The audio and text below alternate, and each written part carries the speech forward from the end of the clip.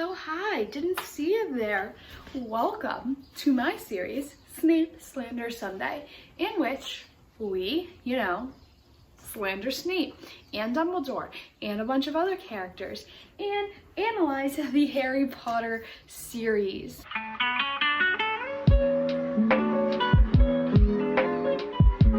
For my explanation as to why I'm doing this, and so you're not behind, make sure to watch my last video in which I go over the Sorcerer's Stone. Today we're going to be going over the second book, Chamber of Secrets. Yeah, let's just get right to it.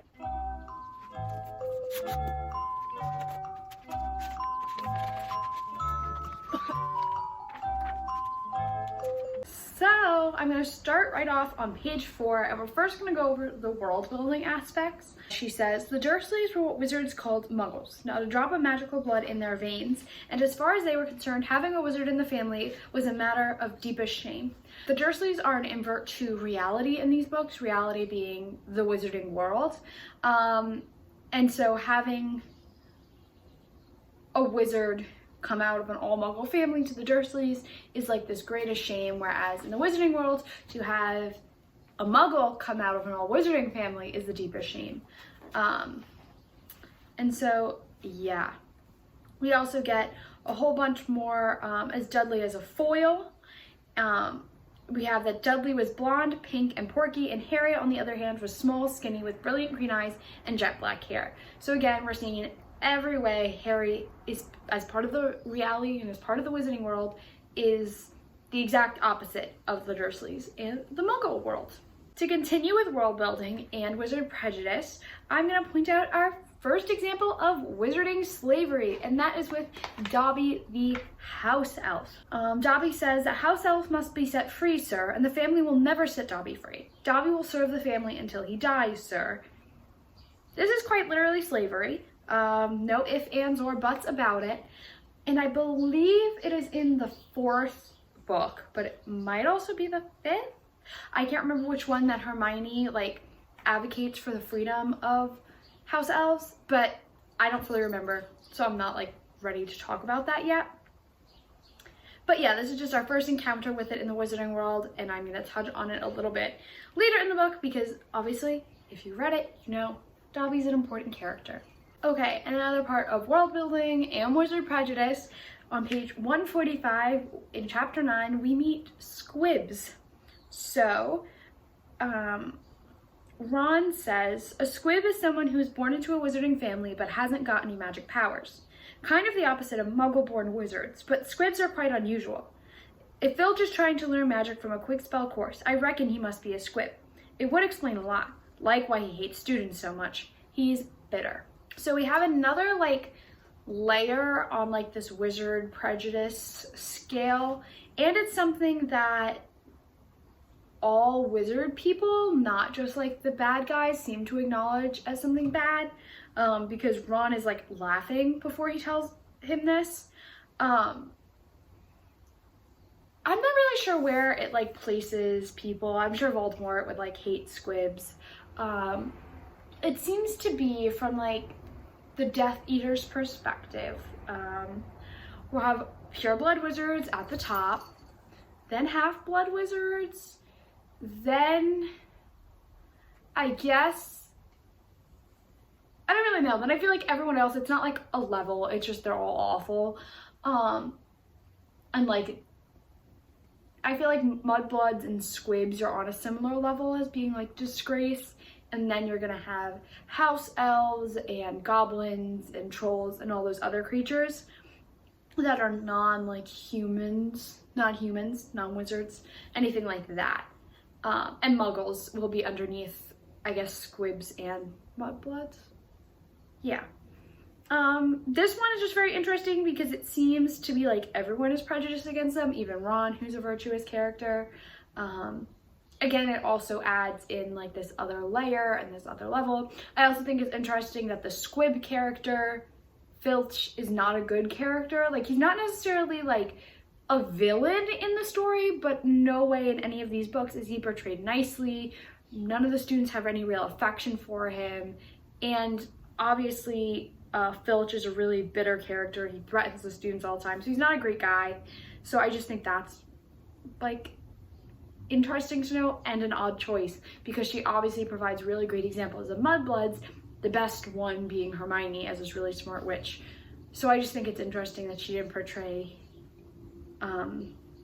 Filch as maybe a virtuous character. On page 112, this is like a world building, but mainly like an insight into the wizard prejudice and wizard racism thing. We hear the word mudblood first. It's a slur. Draco says, "No one asked your opinion, you filthy little mudblood." Harry knew at once that Malfoy had said something really bad because there was an instant uproar at his words. Flint had to dive in front of Malfoy to stop Fred and George jumping on him. Alicia shrieked, "How dare you!" And Ron was plunged his hand into his robes, pulling out his wand, yelling, "You'll pay for that one, Malfoy." So, like, obviously it's a bad word, and then they explain, I believe a little later on, that mudblood, this is on page 115, mudblood's a really foul name for someone who is muggle-born, you know, not magic parents. There are some wizards, like Malfoy's family, who think they're better than everyone else because they're what people call pureblood. Malfoys, again, are raised as like this exemplary wizard Nazi family. That's pretty much the general gist. I just wanted to point out that this is when we really start getting into it. You see that like those examples of prejudice like casually mentioned in the first book with like Draco's first interaction with Harry, but it's not really till later on in the second book that we really start to see what the Death Eaters, they're not really called Death Eaters yet, I'm just calling them that because I know what happens ahead in the series, and like Voldemort's group and the bad guys, what their mission really is. Okay, on page 177, chapter 10, Dobby says that Dobby can only be freed if his masters present him with clothes, sir. The family is careful not to pass Dobby even a sock, for then he'd be free to leave their house forever. This is just how we know that that's how you free. Okay. Jingles, you can't. I'm sorry. You can't see her. She's just out of frame. Yeah, I'm sorry, babe. Oh, there's her tail. That was the most humiliating thing that's ever happened to me, and I will not accept this. I'm sorry. For you to do that, you are a sick woman. Okay. This is just, again, I want to make a note. This is how you free house elves, and literally, 'tis a mark of the house elves' enslavement. It's enslavement. Okay, this is a very small note.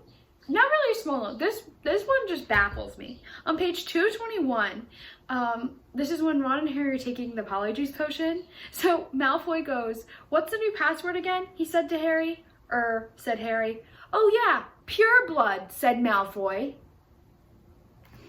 Now, I have so many questions about this. Who comes up with the password for each one? Because in the case of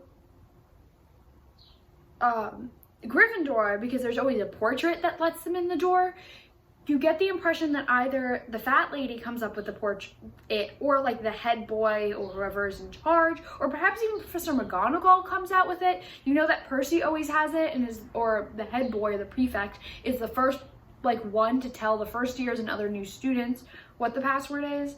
In book 3, and I'm going to bring in book 3 only because it's relevant to this moment, when the fat lady is no longer in charge of the, like, at the door, she's like moved for a thing, and there's another guy, he comes up with all the passwords, like another portrait. But here, to get into the Slytherin house, it's just a bare damn stone wall. There's no portrait that lets them in. So it's just like a magic wall, which is fine. But the wall is an inanimate object. The wall did not come up with the password. Did Snape come up with the password? I can't imagine. At a time like this, we're hefty into the book. People are getting killed. There's a lot of talks of wizard racism, and I know we all know Snape is an awful guy, but I just can't imagine, and Dumbledore would even allow him to do that, and all the other teachers might cause a ruckus because they're not big fans of Snape. Who comes up with that? Who? I just want to know.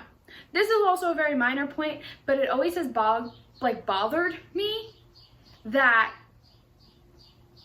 anyone can get into the house if they know the password. Like, what's the point? I feel like the password is kind of dumb because, like, what's to stop me from telling, like, let's say I'm a Gryffindor. I'm not, but let's just say I am. What's to stop me from telling, like, my Hufflepuff buddy, "Oh yeah, the password's for Tuna Major, come on in." Like, what? Like, what's to stop them? In the third book, again, we see that if you have the password, they don't have to let you in. The fat lady didn't let Sirius Black in, even though she had the password. Maybe it wasn't Sirius that was trying to get it. I don't remember. But the point is, she didn't let whoever in just because they had the password. Oh no, it wasn't the fat lady. It was the other guy. The other guy didn't let them in just because they had the password. Oh no, he did. Maybe if you have a password, you have to let them in? Again, the rules just seem so silly to me. I feel like password is just not an effective use to let someone in. So many holes can be broken through. Anyway, I just have an issue with whoever, like, who decided to do that? That's literally like making the password for something white supremacy. Like, why would you do that at a school? Like, what? There's gotta be somebody in the Slytherin house who's like, ain't this a little fishy? What if there's like a half-blood or like a a mudblood in the house? Like, what? It's weird to me. It's weird to me. Okay, on 244, we find out about Voldemort's genealogy, and we learn that he has a half-blood Muggle father, witch mother. Then why do you care so much about purebloods? You ain't even one yourself. And I know he very much resents his Muggle father, but like, I don't really know. And my last world building / like wizarding prejudice note is on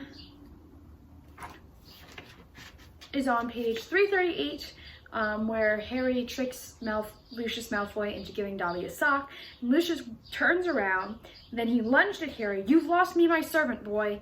Again, the Malfoys are the big baddies in the book, and obviously they view their house elves as like property. They view their slaves as property, and he cares more about the cost of the house elf and his servant than obviously like the morally right thing, which we're not shocked. Like, if you care about the morally right thing, you wouldn't have a house elf to begin with. But yeah. All right, so now we're gonna go into characterization a little bit more, a specific character. So I'm gonna go back to the beginning and then work my way through the book. On page 62, we get Mr. Malfoy. They all meet at Flourish and Bots. This is chapter 4. "Clearly," said Mr. Malfoy, his pale eyes straying to Mr. and Mr. Granger, who were watching apprehensively. "The company you keep, Weasley. And I thought your family could sink no lower." So again, like, he's telling you about the fact that they're hanging out with Muggles, but Hermione's a mudblood. We all hate that. And then they start like fighting. Again, the Weasleys are foil to Malfoys in the sense that they are both pure-blooded families. However, one's wealthy, one's rich, one's wealthy, one's poor. Even in their like looks, as far as like distinctive hair colors, each has a distinctive hair color. The Malfoys are distinctive like platinum blondes, which is really funny, and the Weasleys are distinctive gingers. And obviously like the virtuous family versus the evil family. Also, this might be like a minor note, and I'm not entirely sure I want to like fully go with this yet because I haven't finished the series. If I'm remembering correctly, I feel like I remember in the later books there's talk how Narcissa Malfoy has trouble like having Malfoy, and that they really needed an heir. And I feel like if I remember right, they did something like weird to like get Malfoy as like a baby. Like, obviously it's theirs, but like, I don't really remember. I feel like something like that happened.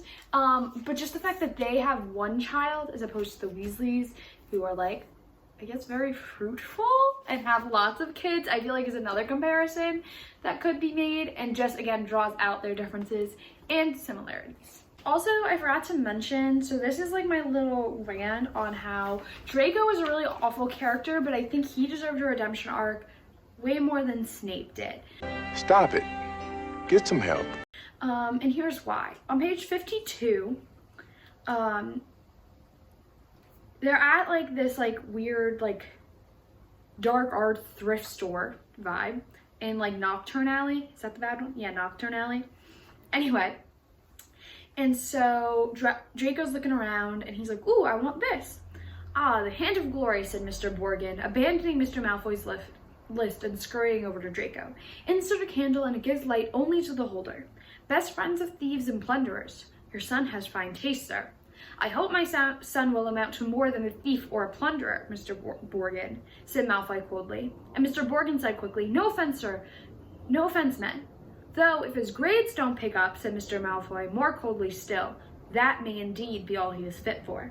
It's not my fault, retorted Draco. The teachers all have favorites. That Hermione Granger, I would have thought you'd be more ashamed of that girl of no wizard family, that a girl of no wizard family beat you in every exam. And then Draco was looking both abashed and angry. Draco did awful things. He said awful things. He is one big bad bully.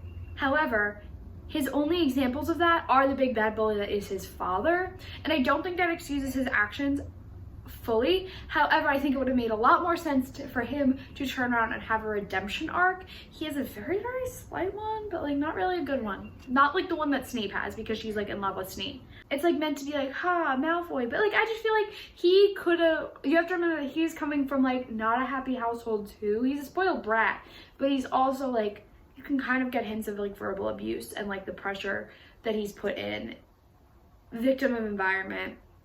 Again, not excusing him being like awful, but I think it's an understanding way more than a girl rejected me and now my heart hurts. Boo hoo. Also, Draco's like a child. Like, as a literal child at this point, what, he's like 13? 12 or 13? I don't remember what age they are in the second book. Maybe they're, yeah. You know, Snape is like 40 something. So, when I compare the two, which one do I give a redemption arc to? I'm gonna vote Draco. That's just me. Feel free to disagree. I'm not here to like stand Draco though. Like, I'm not like all Draco talk. Oh my god, like no. That's too much. Also, he's a minor, so like get over yourselves. This is just what I mean by it. On page 165, we see that Hermione's main motivator is justice, or like some sort of ethical justice. And again, I think we see this later as well when she starts the campaign to free the house elves. She says, well, if you two are going to chicken out, fine. There were bright pink patches on her cheeks, and her eyes were brighter than usual. I don't want to break the rules, you know. I think threatening Muggleborn is far worse than brewing up a difficult potion. But if you don't want to find out it's Malfoy, I'll go straight to Madame Pinstow and hand the book back in. Harry and Ron are shocked. Ron said, I never thought I'd see the day when you'd be persuading us to break rules. This shows that, like, ethical justice, I mean, granted, this, like, does very heavily affect her because, like, she is the one being targeted and, like, Malfoy threatened her many, many times. But, like, I just feel like a lot of what motivates her is to do the right thing. Her perception of what the right thing is changes, I think, before in the beginning. In the first books, you see that her right thing is just to follow the rules. This clearly isn't following the rules. She's realizing that sometimes you need to bend the rules to do the right thing. So we see some maturity in Hermione. On page 288, we see McGonagall being the best teacher at Hogwarts, and I won't take any criticism. This point is right, and no one will tell me otherwise. Hermione's like frozen. She's like been petrified, and Harry is lying. Harry and Ron are lying, but Professor McGonagall catches them, asks them where they're going, and Hermione said, Ron, we haven't seen her for ages, Professor, Harry went on hurriedly, as we thought we'd sneak into the hospital wing and tell her the mandrakes are nearly ready and, not to worry. Of course, she said, and Harry, amazed, saw a tear glistening in her beady eye. Of course, I realize this has all been hardest on the friends of those who have been, I quite understand, yes. And as they walked away, as they turned the corner, they distinctly heard Professor McGonagall blow her nose. She is the only teacher, like major teacher at this school. You don't know much about like Flitwick or like the other ones right now, but she's the only major teacher who genuinely cares about her students with no ulterior motive. What is best for them is what she'll do. And that's why she's the best teacher at Hogwarts, and no, I won't hear anything about it, because I'm right. I'm right, and if you don't agree with me, you're wrong. Silence! The House of Godric Gryffindor has commanded the respect of the wizard world for nearly 10 centuries. I will not have you in the course of a single evening besmirching that name by behaving like a babbling, bumbling band of baboons. On page 317, we see the differences between Harry and Voldemort, but also the similarities, again, proving that they are foils. Tom Riddle says, because there are strange likenesses between us, Harry, even you must have noticed. both half-bloods, orphans, raised by muggles, probably the only two Parselmouths to come to Hogwarts since the great Slytherin himself. We even look something alike. Which is all true. Again, they just want you to notice that differences. Although we do find out later that the only reason that he is a Parseltongue is because of Voldemort and the power transfer. We find this out later in this book. However, 16-year-old Tom Riddle does not know that. And this is a Dumbledore slander because on page 333, Dumbledore says, "You can speak Parseltongue, Harry, because Lord Voldemort, who is the last remaining descendant of Salazar Slytherin, can speak Parseltongue. Unless I'm mistaken, he transferred some of his own powers to you the night he gave you that scar, not something he intended to do. Voldemort put a bit of himself in me? It surely seems so." Dumbledore knew Harry was the last Horcrux all along, just further proving that Dumbledore literally raised Harry as a lamb to the slaughter and planned on knowing that Harry had to die all the time. The whole time. I was surprised at first, but I mean, I was even impressed with my abilities. I didn't see it coming. Okay, and then my last and final note ends up with JKR prejudice, so we're gonna talk about Seamus Finnegan. I talked about this in my last video on how like super Irish characters or characters of a certain culture have really super like cultural names, I guess. Cho Chang, Seamus Finnegan, Parvati Patel. Whereas otherwise you have Hermione Granger, Albus Dumbledore, because it's just so wild that other people might have this name. But whatever. Professor Binns, who's like this ghost professor at Hogwarts, cannot remember the names of any of the characters. And when he mistakes Hermione's name, he calls her Grant instead of Granger. So you can see there's alliteration, and he does, he mistakes Parvati Patel's name for Miss Pennyfeather, so we see there's like this alliteration here. So when Seamus Finnegan gets his name mistaken, you would think, oh, okay, like maybe he would mistake it for like Finnegan, so it'd be like Mr. Frank or Mr. I don't really know, any other F name. No, Finnegan and O'Flaherty. Now, I understand they're both F names, but the O in front of the F name really bothers me. Again, it's just like mistaking Irish sounding names, which just feels a little off to me. That is all the analysis I have for you today regarding Chamber of Secrets.